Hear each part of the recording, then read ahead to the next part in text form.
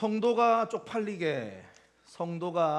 쪽팔리게라는 제목으로 하나님 말씀을 받도록 하겠습니다.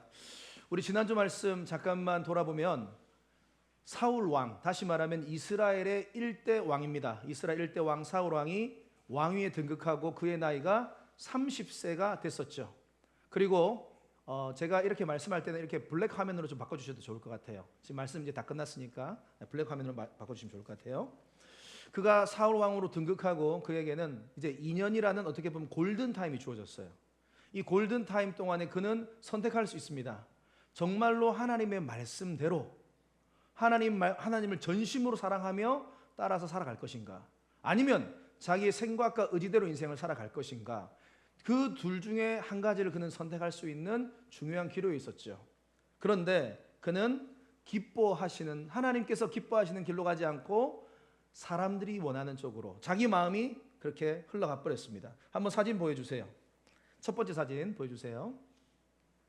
사무엘 선지자의 말을 듣고 이제는 하나님께서 기뻐하시는 그 길로 가고 축복을 받을 수 있는 중요한 자리였죠. 그런데 그는 하나님을 떠났고 자기가 하나님이 되어서 자기가 스스로 이제는 모든 것들을 결정하기 시작했습니다. 그래서 2년 전 암몬과의 전쟁에서 큰 승리를 거두었죠. 그래서 이제는 자기 안에 이제 자신감이 올라온 거예요. 기세가 등등해진 겁니다. 그래서 2년간 그는 하나님을 잘 섬겨야 되는데 자신을 위해서 뭐를 만들었습니까? 3,000명의 정예병 군사를 만들었어요. 자신을 위해서. 세상 사람들하고 똑같이, 세상 나라와 똑같이.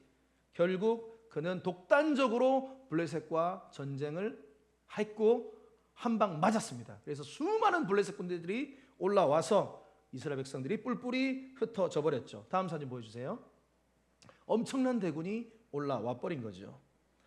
결국은 하나님을 기만했고 예배를 자기 마음대로 부적처럼 이용하고 이겨보려고 했지만 결국 그 역시 하나님 앞에 기뻐하는 모습이 아니었습니다.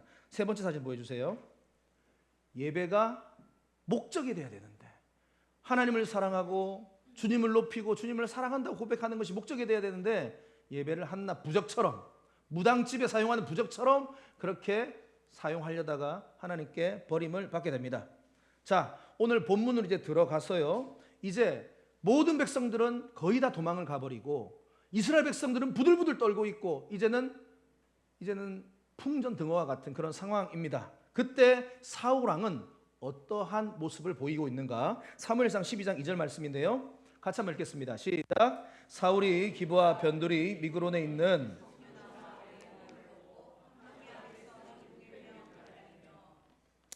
사울이 지금 뭘 하고 있죠? 가만히 있습니다. 뭘 하지 않아요. 처량한 모습으로 두려움 가운데 어찌할 바를 몰라 그냥 가만히 나무 아래 머무르고 있는 거죠. 하지만 실제로 보면은 사울 왕이 한 게 두 가지가 있어요. 이게 중요한 포인트예요.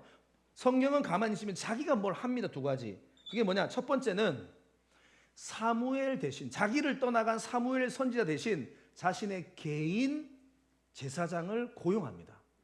자, 보세요. 사무엘상 14장 3절에 보면 나오는데요, 아히야라는 인물, 아히야라는 다른 제사장을 데리고 오게 됩니다. 아히야는 에봇을 입고 거기 있었으니 그는 이가봇의 형제 아히도의 아들이요 비느하스의 손자요 실로에서 여호와의 제사장이 되었던 엘리의 증손이었더라. 다시 말하면 아히야라는 제사장을 따로 돈을 주고 고용을 해서 빈 그 사무엘 선지자의 자리에다가 얘를 앉히게 되는 겁니다. 그러니까 웃긴 것은 처음에 우리 이스라엘 백성과 블레셋 전쟁할 때 여기 제사장이 있었어요, 없었어요? 없었어요. 그랬으니까 사무엘 선지자를 만나러 간 거 아닙니까? 근데 어느 순간 보니까 아히야가 계속 붙어 있는 겁니다. 성경이 다시 한번 말씀 띄워주시면 아히야를 소개하면서 의도적으로 그의 족보를 이야기하고 있는데요, 그가 누구의 증손이라고 나와 있습니까? 저게 포인트예요. 성경은 의도적으로 저런 걸 기록하고 있어요. 엘리가 누굽니까? 하나님 앞에서 놀랍게 쓰임받은 엘리 제사장입니다. 그런데 하나님 앞에서 불순종하고 또 그의 자녀들도 범죄하고 결국은 그가 성전에서 목이 꺾여 죽게 되죠. 한번 다음 사진 보여주세요. 엘리 제사장, 저 사람은 이제 제사장이 그 당시에 옷입니다. 제사장 옷, 에봇을 입고 아히야 제사장이 저렇게 옆에 있었다 이 말이에요. 자, 다음 사진. 저렇게 사무엘을 키웠던 엘리 제사장이에요. 목사님이었어요. 그런데 하나님의 말씀 불순종하고 자기 마음대로 이스라엘을 그렇게 선지자 사역을 하다가 이제 다음 사진. 성전에서 자기 아들들이 죽었다는 소식을 듣고 성전에서 목이 꺾여서 죽게 됩니다. 그래서 엘리 제사장 가문은 이제는 더 이상 제사장의 직을 수행할 수 없는 가문이 되어 버린 것이죠. 그래서 사무엘상 2장에 보면은 엘리 집안에 대해서 한 예언자가 예언을 하는 내용이 나오는데요. 선지자가 보면 사무엘상 2장 35절 36절에 보면 내가 나를 주님의 말씀을 전하는 겁니다. 내가 나를 위하여 충실한 제사장을 일으킬 것이다. 이 충실한 제사장이 누굽니까? 바로 사무엘 선지자. 넌 끝났다. 너희 집안은 끝났어. 이제 그러니까 사무엘을 통해서 새로운 이 사람은 내 마음 내 뜻대로 하는 복된 제사장이 될 것이다.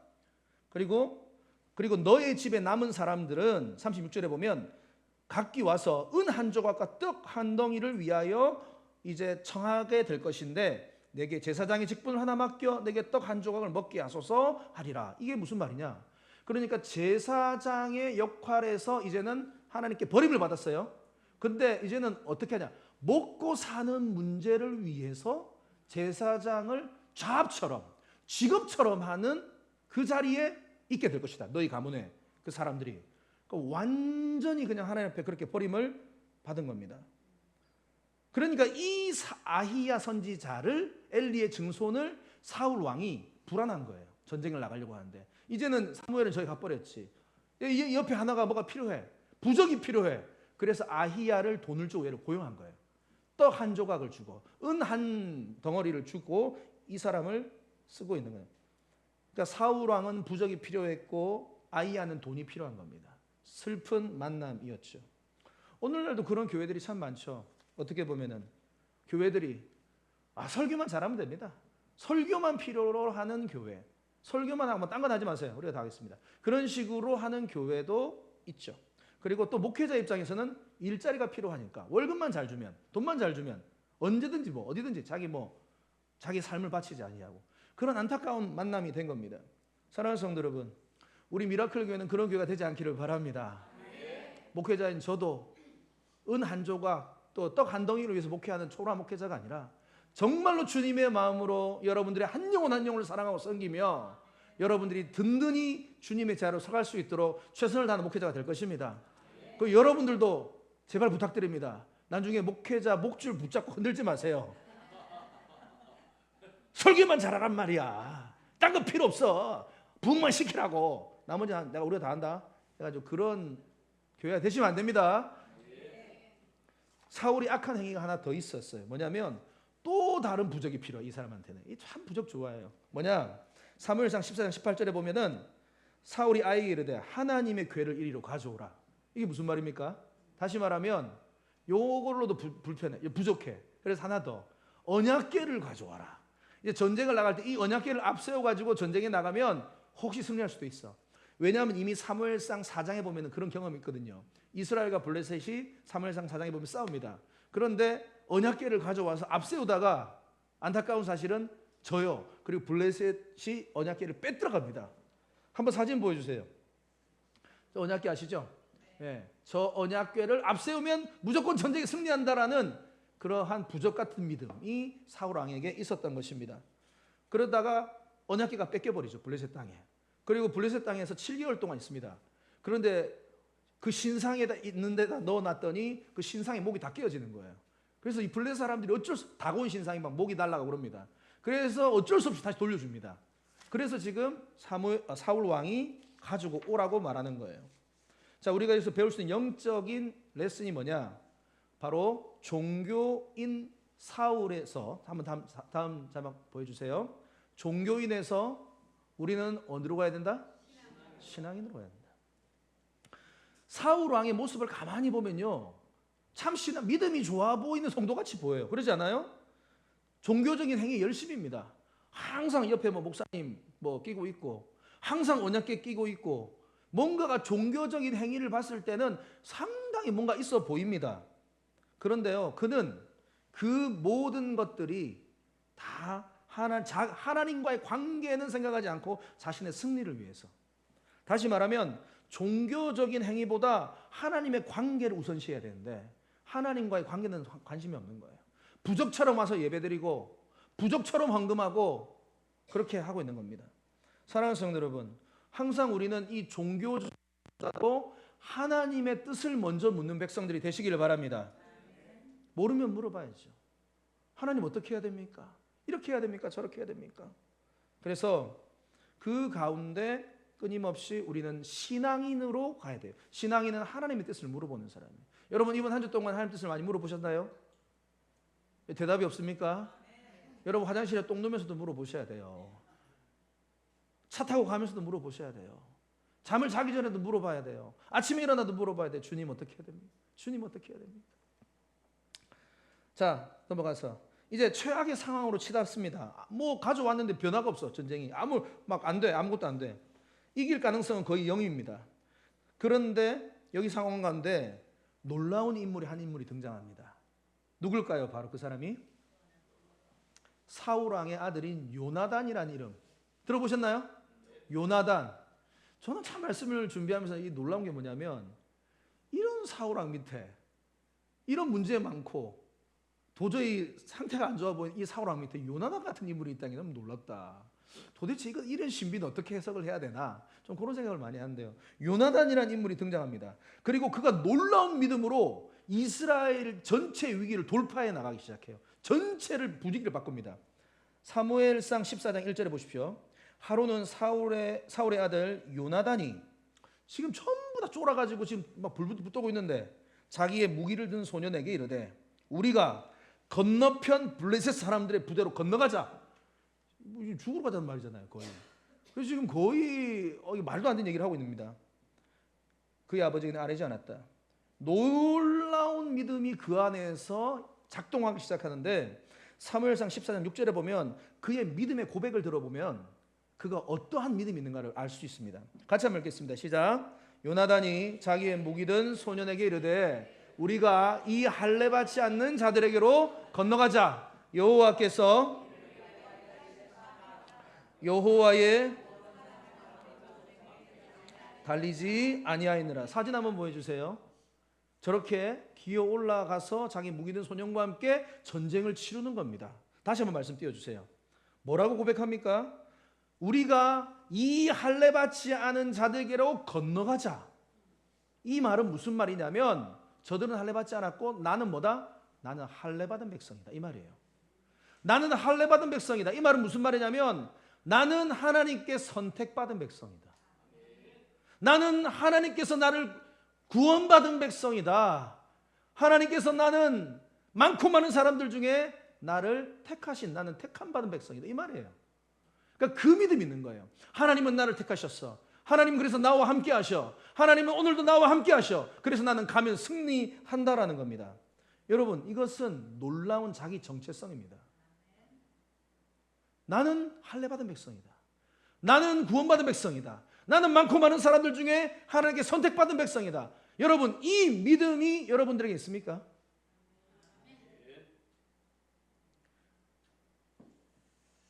대한민국 국민 5천만 명 중에서 나는 선택받은 백성이다. 80억 인구 중에 나는 선택받은 백성이다. 나는 하나님의 자녀다. 자, 두 번째 한번 제목 띄워주세요. 두 번째 제목은 성도가 쪽팔리게. 여러분 나는 하나님의 백성이다. 이런 자부심이 있는가? 나는 하나님의 자녀다. 나는 예수의 피로 거듭난 하나님의 자녀다. 여러분 그 영화 친구라는 아주 재미있고 멋진 영화가 있습니다. 천만 관객 모았죠? 이상 됐죠? 그 영화 친구라는 영화에 보면은 제가 저번에도 한번 말씀을 드렸던 것 같은데 아주 은혜로운 장면이 한 장면 나옵니다. 무슨 장면이냐면 마지막 장면에 보면 그 유호성 깜깜이 건달입니다. 이 유호성이 자신이 짓지도 않은 그 친구의 죄를 본인이 다 이렇게 담당합니다. 그리고 사형을 언도받고 이제 사형대에 이렇게 올라가는 그 장면이 나와요. 그러니까 자기가 잘못한 게 아니에요. 자기의 친구의 죄를 자기가 뒤집어 쓰고 이제 죽으러 가는 거예요. 그래서 이제 또 다른 친구가 이제 면회로 와가지고 얘기를 하는 겁니다. 아니 왜 네 잘못도 아닌데 왜 네가 그걸 다 뒤집어쓰고 너 저거 죽으러 가려고 해? 하니까 유호성이 딱 한마디 하죠. 뭐라고 말합니까? 아이 건달이 쪽팔리게. 여러분 이 이야기를 듣는데 저는 소름이 돋았어요. 야 성도가 쪽팔리게, 목사가 쪽팔리게, 야 집사가 쪽팔리게 그러면 되나? 내가 하나님의 자녀인데, 내가 하나님께 선택받은 주의 백성인데 내가 쪽팔리게 살아야 되겠나?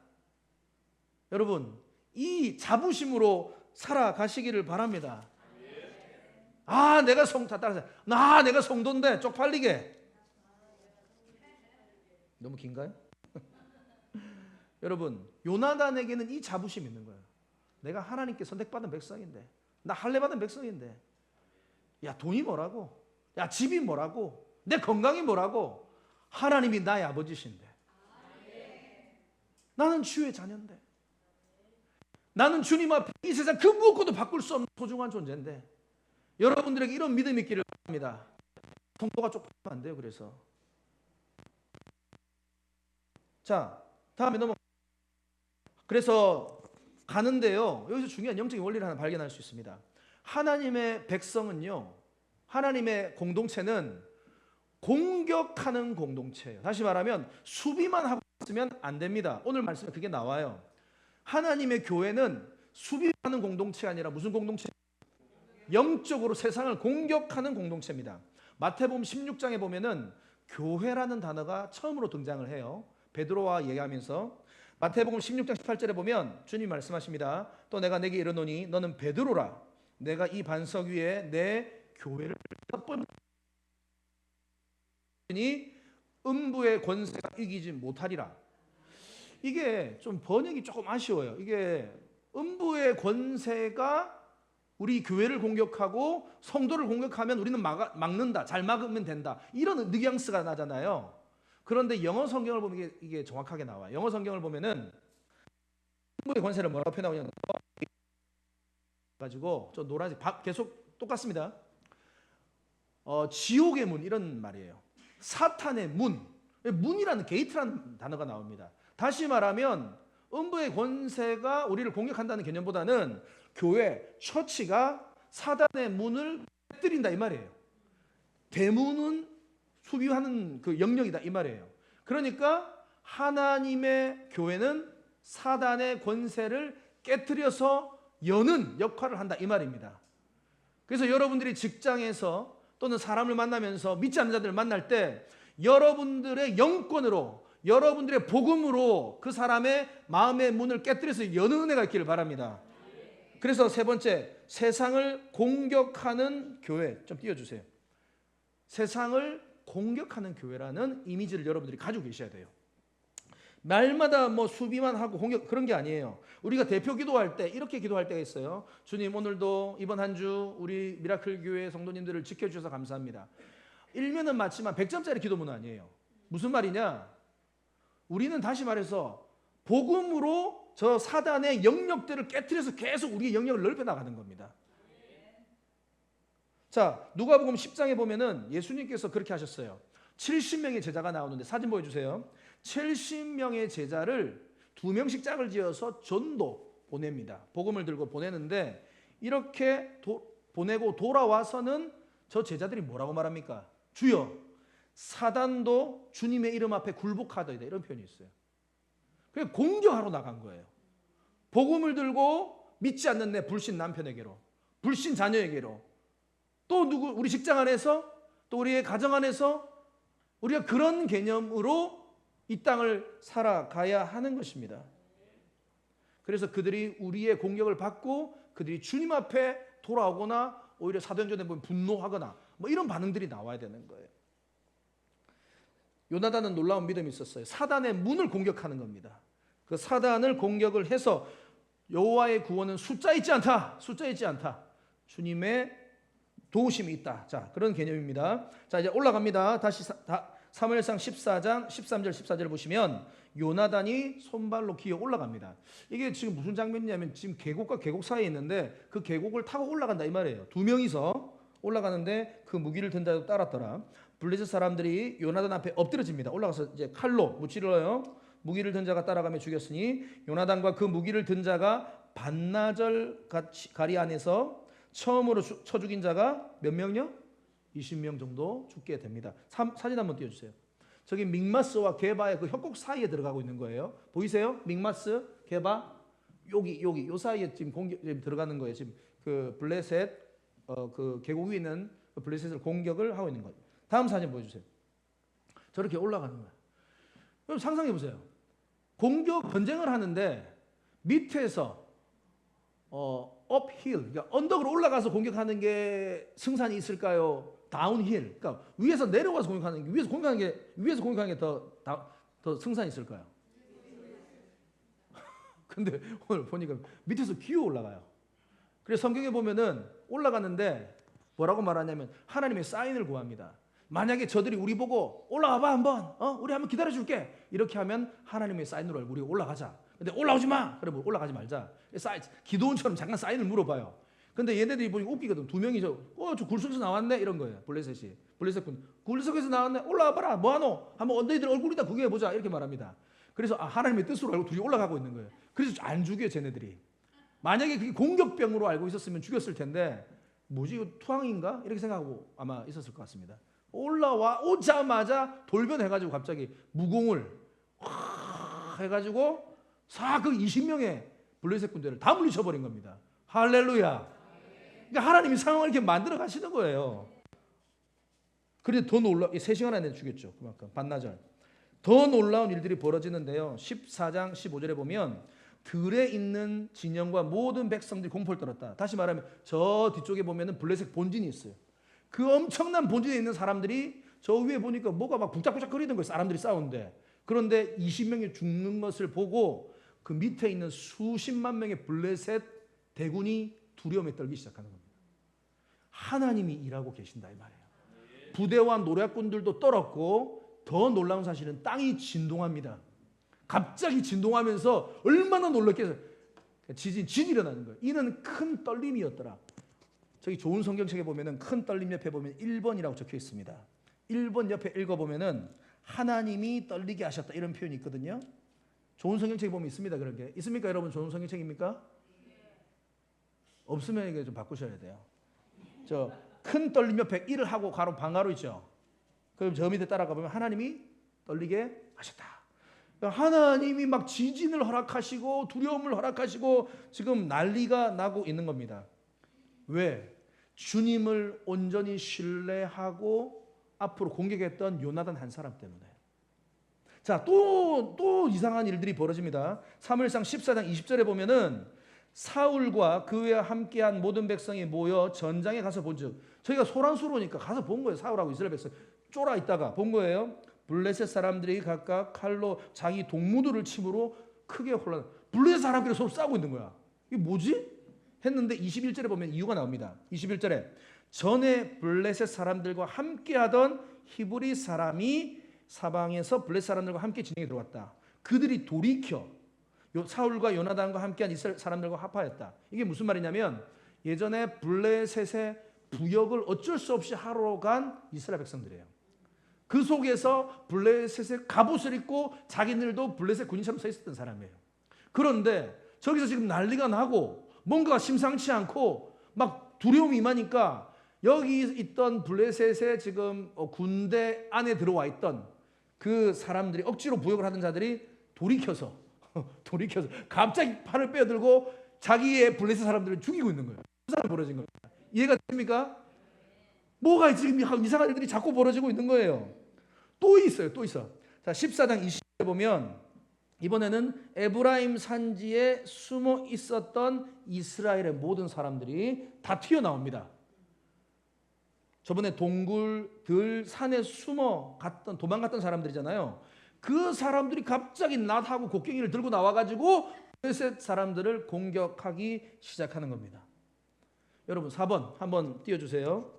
놀라운 영적인 원리가 하나 나오는데 주님을 온전히 신뢰하고 했던 믿음의 사람 한 사람, 그 요나단의 영향력입니다.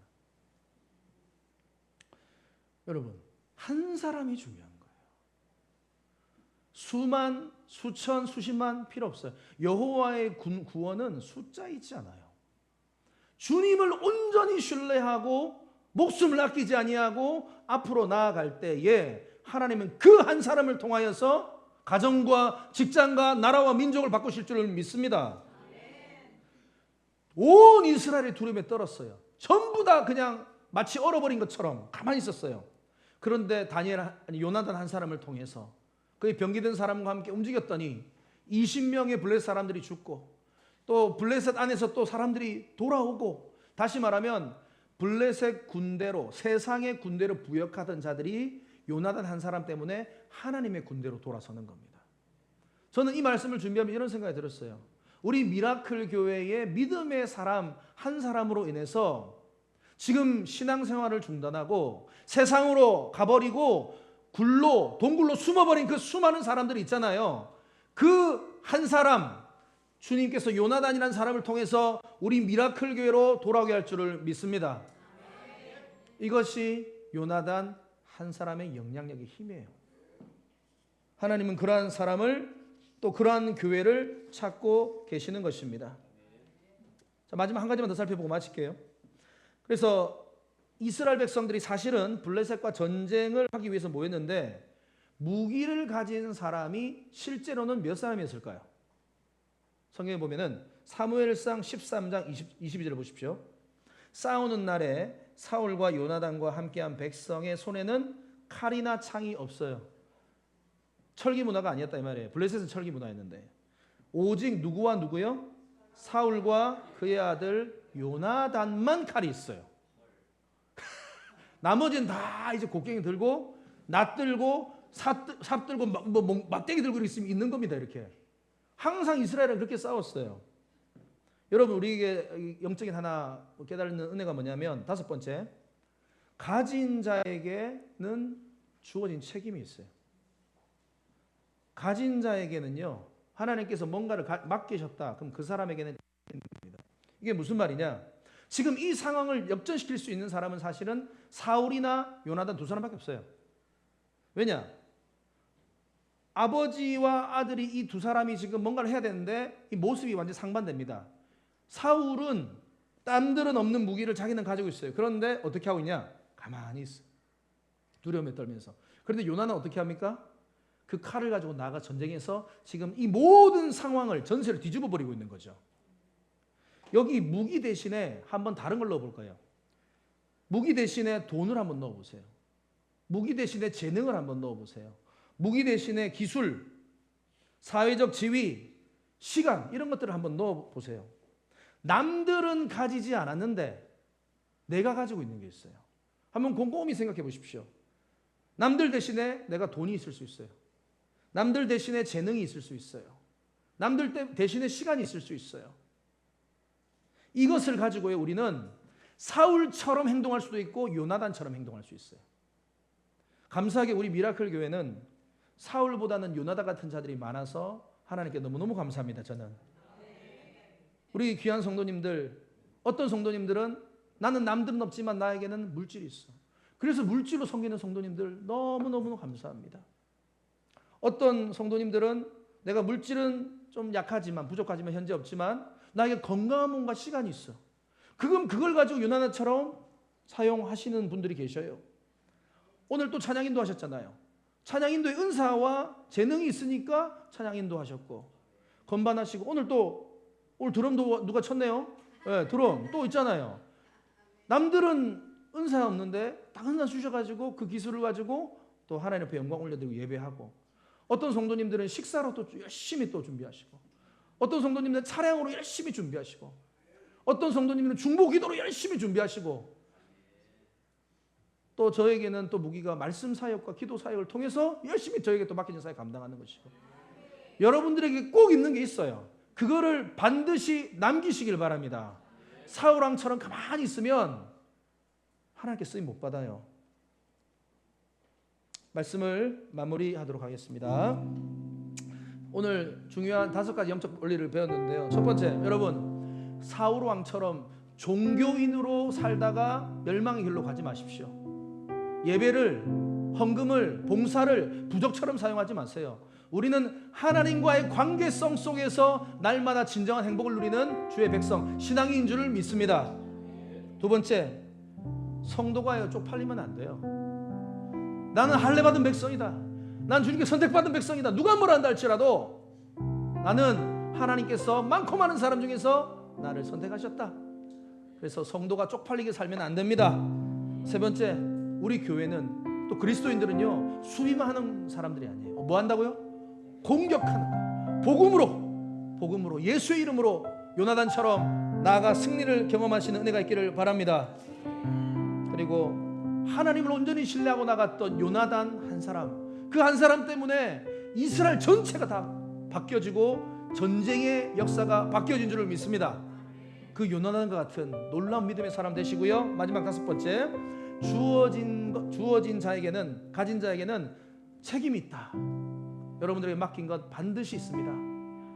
그거 잘 찾으셔서 우리가 멋지게 주님 앞에 쓰임받는 인생 되시기를 주님의 이름으로 축복합니다. 우리 함께 찬양합시다. 요나단과 같이 비바람이 앞길을 막아도 나는 가겠습니다. 믿음으로 끝까지 주님 말씀 붙들고 순종하며 사울 왕의 길이 아니라 다윗 왕의 길로 나는 나아가겠습니다. 지금 당장 내 몸이 좀 불편하고 나에게 물질이 없고 나는 많이 배우지도 못했고 나는 미약하지만 만군의 여호와 하나님께서 나와 함께 하신다면 나는 반드시 승리할 줄을 믿습니다.